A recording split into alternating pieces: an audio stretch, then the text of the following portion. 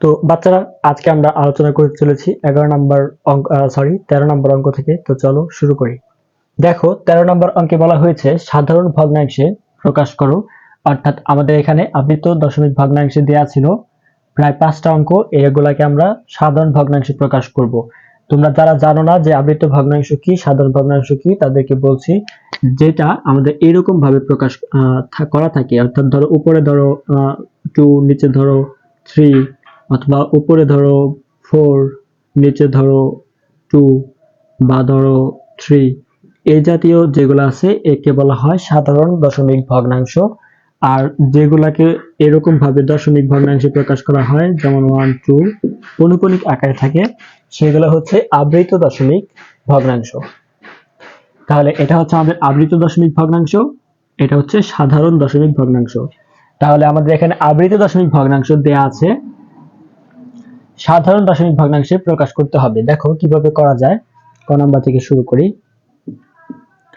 এখানে লিখব প্রদত্ত আবৃত দশমিক ভগ্নাংশ, প্রদত্ত আবৃত দশমিক ভগ্নাংশ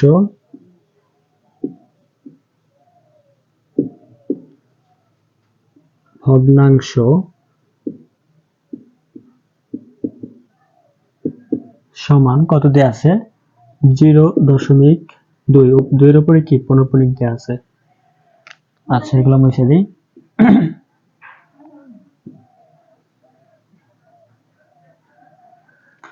দেখো এখানে আমাদের এই অঙ্কটা করার সময় আমরা কিভাবে করতে পারি।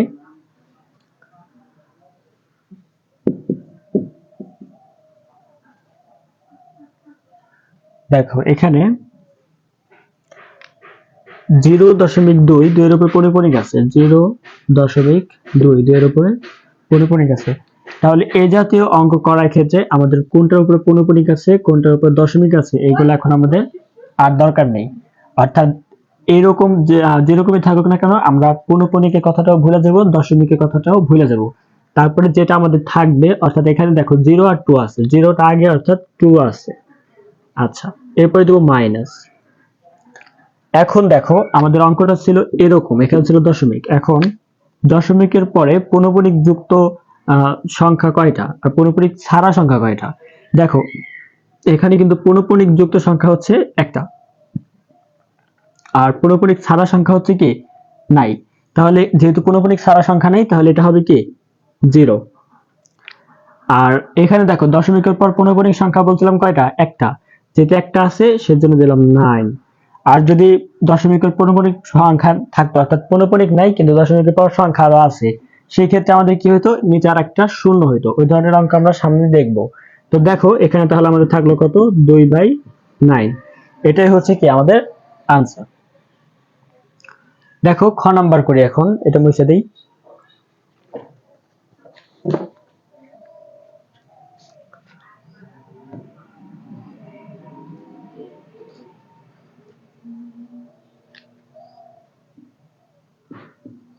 খ নাম্বার বলা ছিল কি 0.35, 3 এর উপর পৌনঃপুনিক, 5 এর উপর পৌনঃপুনিক। আচ্ছা 0.35। দেখো এখানে অঙ্কটা ছিল 0.35 পৌনঃপুনিক। আমরা প্রথমে কি বলছিলাম, এখানে যেটা বসবে সেটা হবে হচ্ছে দশমিক এবং পৌনঃপুনিক ভুলে যাব, যে সংখ্যাটা থাকবে। তাহলে এখানে দশমিকও ধরো নাই, পৌনঃপুনিকও নাই, তাহলে আমাদের সংখ্যা থাকে কত? 35 থাকে। তাহলে এই 35কে আমাদের এখানে এনে বসাইতে হবে। এরপরে দেবো মাইনাস। এখন দেখো দশমিকের পর, অর্থাৎ এই জায়গায় দেখো দশমিকের পর আমাদের পৌনঃপুনিক ছাড়া কোনো সংখ্যা আছে কিনা। দেখো দশমিকের পর কিন্তু 3 এর উপর পৌনঃপুনিক, 5 এর উপর পৌনঃপুনিক, সুতরাং আমাদের কিন্তু কোনো সংখ্যা নাই, সেজন্য দিব হচ্ছে 0। আর যেহেতু সংখ্যা নাই, তাহলে পৌনঃপুনিক যুক্ত সংখ্যা আছে কয়টা? 2টা। তাহলে 2টা হবে কি 9। যদি আবার ধরো এরকম হয়তো যে 0.135, তাহলে কি হতো? এই 9 এর পরে কিন্তু আবার একটা 0 হইতো।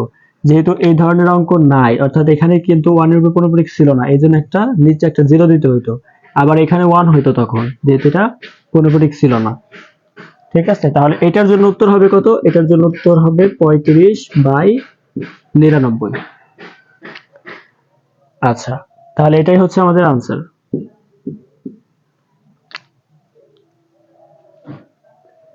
এরপর আমরা দেখো গ নাম্বার করলে তোমরা ক্লিয়ার হয়ে যাবা, কারণ গ নাম্বারে দেখো একটার মধ্যে পূর্ণপরিক আছে এবং অন্যটার মধ্যে কি পূর্ণপরিক নাই। তাহলে এখানে কত ছিল 0.13, 3 এর উপর পূর্ণপরিক ছিল, এটা হচ্ছে গ নাম্বার। তাহলে দেখো 0.13 3 এর উপর পূর্ণপরিক ছিল। তাহলে আমাদের প্রথম কথা কি ছিল? প্রথম কথা হচ্ছে এখানে যেটা বসবে সেটা হচ্ছে কি এখানে দশমিক উঠাই দিব মনে মনে এবং কি পৌনঃপুনিকও বাদ দিব। পৌনঃপুনিক আমাদের প্রয়োজন নাই। তাহলে কত থাকে 1 আর 3 থাকে অর্থাৎ 13। তাহলে 13 হচ্ছে কি আমাদের লিখতে হবে, এরপর মাইনাস। এখন দেখো পৌনঃপুনিক সারা সংখ্যা আছে কয়টা? একটা। তাহলে এখানে কত আছে 1 আছে, এই 1 হচ্ছে আমাদের এখানে বসাইতে হবে। আর পৌনঃপুনিক যুক্ত সংখ্যা আছে কয়টা? একটা, তাই 9। পৌনঃপুনিক সারা সংখ্যা আছে একটা, তাহলে এটা 0। তাহলে কত হয় 13 থেকে 1 গেলে হয় তোমার 12, নিচে হয় 90। এখন আমরা যদি এটাকে কাটাকাটি করি তাহলে কত হয় 12 কে যদি আমরা ধরো 6 দ্বারা কাটি তাহলে উপরে হয় 2, আর 90 যদি 6 দ্বারা কাটি তাহলে নিচে হয় কত 15। সুতরাং 2/15 এটা হচ্ছে কি আমাদের আনসার। তোমরা একটু তুলে নাও অথবা স্ক্রিনশট দিয়ে রাখতে পারো। হ্যাঁ, এখন দেখো আমরা ঘ নাম্বার শুরু করব। এই জাতীয় অঙ্কগুলো কিন্তু অনেক সহজ, তাই তোমরা প্রেশার না নিয়ে সুন্দর মতো বুঝে বুঝে অঙ্কগুলো করে দিয়ে আসবা, তাহলে দেখবা আর কোনো সমস্যা হচ্ছে না। এখন দেখো ঘ নাম্বার। ঘ নাম্বারে বলা ছিল 3.78, এটার উপরে ছিল পূর্ণপরিক। তাহলে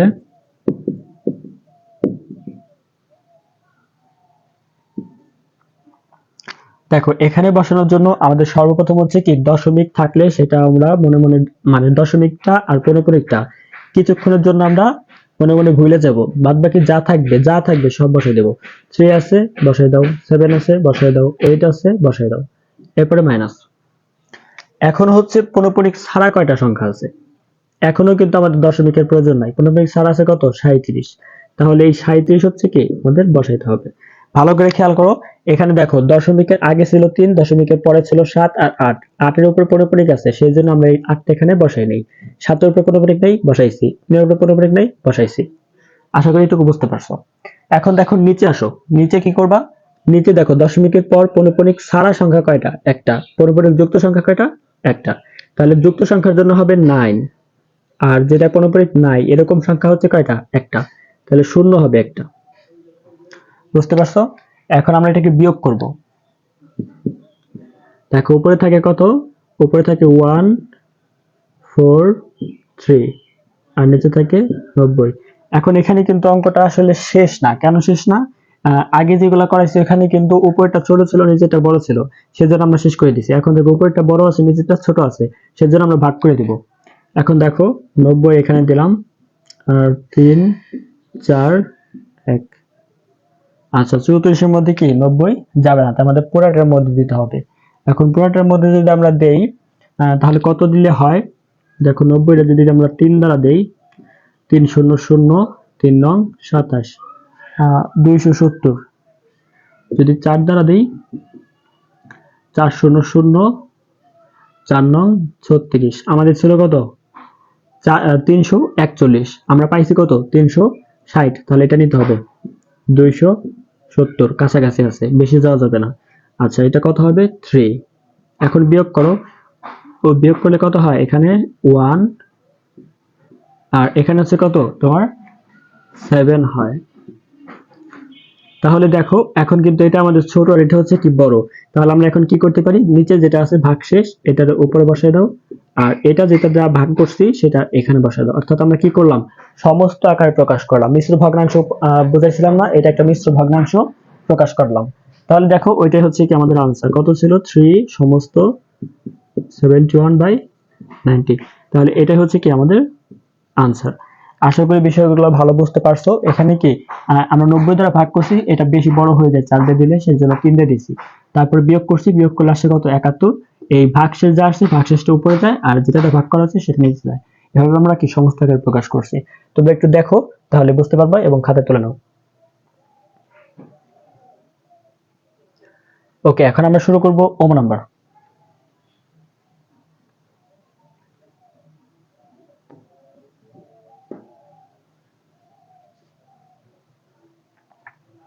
দেখো ওম নাম্বার কি ছিল? ওম নাম্বার ছিল 6.2309। আমরা এতক্ষণ পর্যন্ত যে নিয়মে অঙ্কটা করেছি এটার বাইরেও আরো একটা নিয়ম আছে যেটাকে বলা হয় মূল নিয়ম, অর্থাৎ এটারে আমরা একটা নিয়ম আছে। এখন ওম নাম্বারটা আমরা সেই নিয়মে করব, তাহলে তোমাদের দুইটা নিয়মই কি জানা হয়ে যাবে। তো চলো শুরু করা যাক। তো এরপর দেখো ওম নাম্বার আমরা লিখেছি প্রদত্ত আবৃত দশমিক ভগ্নাংশ, অর্থাৎ যে ভগ্নাংশটা দেয়া ছিল সেটা লিখেছি। এটা যেহেতু মূল নিয়মে করা হচ্ছে তাই আমাদের এটাকে কি করতে হবে, প্রথমে এখানে এখন এটাকে আমরা ভাঙবো। দেখো 6.2309 এটাও পৌনঃপুনিক ছিল, 9 এর উপর পৌনঃপুনিক ছিল। তাহলে এখন আমরা কি করব, এখানে 6.2309 আবার দেখো লিখবো 309, এরকম ভাবে তো চলতেই থাকবে, সেই জন্য দিলাম ড্যাশ ড্যাশ। আচ্ছা, তারপর এখন কি করতে হবে, আমরা এটাকে তুলবো, অর্থাৎ এই অংশ এবং এই অংশ দুইটার সাথে কি করতে হবে। দেখো কত ছিল 6.23, এটা পৌনঃপুনিক, এটা পৌনঃপুনিক। আচ্ছা, এটার সাথে গুণ দিব, কত গুণ দিব, যেহেতু এখানে দশমিক আছে দশমিকের জন্য দিব 1, আর দশমিকের পর কয় ঘর আছে, পৌনঃপুনিক থাকুক কিন্তু ঘর কয়টা আছে, 1 2 3 4, তাহলে শূন্য দিব হচ্ছে 4টা, 1 2 3 4। যদি দশমিকের পরে 5 ঘর থাকতো তাহলে শূন্য হইতো 5টা। ঠিক একই রকম ভাবে এই পাশেও গুণ দেব 6.2309 309 ড্যাশ ড্যাশ ড্যাশ, গুণ দিব কত, এই যে এটা দ্বারা 1 আর হচ্ছে 4টা শূন্য। এখন দেখো এটা গুণ করার পর কি হয়, গুণ করার পর আমরা কত পাই, এটা যদি গুণ করি তাহলে কত হবে, 62309 309 ড্যাশ ড্যাশ ড্যাশ। এখন দশমিকটা ছিল তোমার এইখানে, তাহলে কয় ঘর সরে যাবে, 1 2 3 4, 4 ঘর সরে গেলে 9 এর পরে যাবে, তাহলে এখানে আসে তোমার কি দশমিক। ঠিক একই রকম ভাবে আমাদের এখন এটার সাথে কি করতে হবে, আবার গুণ করতে হবে 309,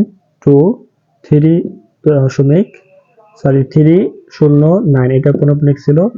এখন কত গুণ করব, এখন দেখো যেটার পৌনঃপুনিক নাই এরকম সংখ্যাগুলো মানে নিব, যেমন ধরো 6, ঠিক আছে, কয়টা নাই, 6 নাই, মানে দশমিকের পরে কয়টা নাই, শুধুমাত্র 2 নাই। অর্থাৎ দেখো ভালো করে লক্ষ্য করো, এখানে দশমিকের পর আমাদের 2 রয়েছে যার উপরে পৌনঃপুনিক নাই, বাকিগুলোর উপর কিন্তু পৌনঃপুনিক ছিল, তাহলে এই দশমিকের জন্য নেব 1,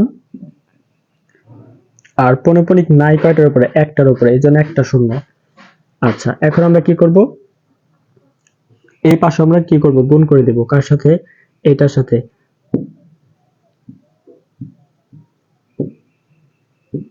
ড্যাশ ড্যাশ ড্যাশ গুণ হচ্ছে 10। আচ্ছা, এখন কি করবা, এখন হচ্ছে আমাদের এখানে তো 10, এখন হচ্ছে আমাদের এটাকে আবার লিখতে হবে এখানে 62309 309 ড্যাশ ড্যাশ ড্যাশ। আচ্ছা, এখন তাহলে দশমিক যাবে কয় ঘর পর, 1 ঘর সরে যাবে, অর্থাৎ 2 এর পরে হবে দশমিক। এখন আমাদের কি করতে হবে, এখন লিখতে হবে যে বিয়োগ করে, অর্থাৎ আমরা এটা থেকে এটা বিয়োগ করে দিব, বিয়োগ করে, কার বিয়োগ করে, এই যেটা থেকে, তাহলে এটা রাখবো 6.23 পৌনঃপুনিক 9 09 এর উপর পৌনঃপুনিক। আচ্ছা, এখন এটার সাথে আমরা কি করব, কারে বিয়োগ করব, বিয়োগ করব হচ্ছে এই যে এখানে যে ছিল 1 2 3 4, বিয়োগ হচ্ছে 1। ওকে, এখন কি করছি, এই যে এটা হচ্ছে কি এখান থেকে আনছি, এটা থেকে এটা বিয়োগ করছি, ঠিক আছে, এটা তো রেখে দিছি এখানে, এটা থেকে এটা বিয়োগ করে দিছি। তাহলে বিয়োগ করার পরে আর এখান থেকে এটা বিয়োগ করে দিছি, বিয়োগ করার পর কত হয় দেখো, এটা ক্যালকুলেটরে বিয়োগ করে দাও। কত ছিল 6239।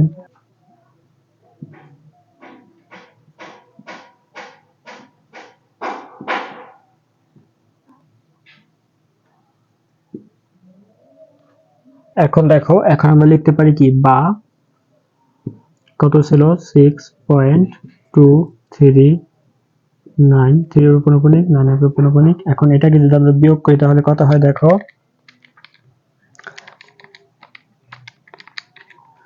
তাহলে হয় হচ্ছে আমাদের 9990। আর এখানে আমরা দশমিক পর্যন্ত রাখি, ঠিক আছে, দশমিক পর্যন্ত রাখবো, যেমন 266 দশমিক পর্যন্ত রাখলাম, তারপরে আর রাখলাম না। আচ্ছা, এরপরে দেখো এখানে কি করা যায়, অতএব 6 পয়েন্ট এটার দিকে রেখে দিব। আর এখানে কি করা যায়, ভাগ করা যায় কত দিয়া, 9990। তাহলে এখন এটাকে এত ধরে ভাগ করলে কত হয়, এখন সরাসরি কি ভাগ করা যায় কিনা, সরাসরি ভাগ করা যাবে না। তুমি এটাকে কি করতে পারো, এটাকে কাটাকাটি করে 3 দ্বারা কাটাকাটি করা যেতে পারে। আমরা এটাকে 3 দ্বারা ভাগ করব, তাহলে নিচে আসবে হচ্ছে তোমার 3330, আর উপরে আসবে হচ্ছে 62246 ভাগ হচ্ছে তোমার 3, তাহলে আসবে হচ্ছে 2078748। আচ্ছা, তাহলে এরকম রাখলেও হবে। আবার তোমরা যদি চাও তাহলে সমস্ত আকারে প্রকাশ করতে পারো, আমি এখানে এই যে রেখে দিলাম। যদি চাও তাহলে সমস্ত আকারে প্রকাশ করতে পারো, এটাকে যদি ভাগ করলেই সমস্ত আকারে প্রকাশিত হয়ে যাবে। তাহলে এটাই হবে কি আমাদের আনসার। তো আজকের ক্লাসটি এ পর্যন্তই, আগামী ক্লাসে আবার দেখা হচ্ছে।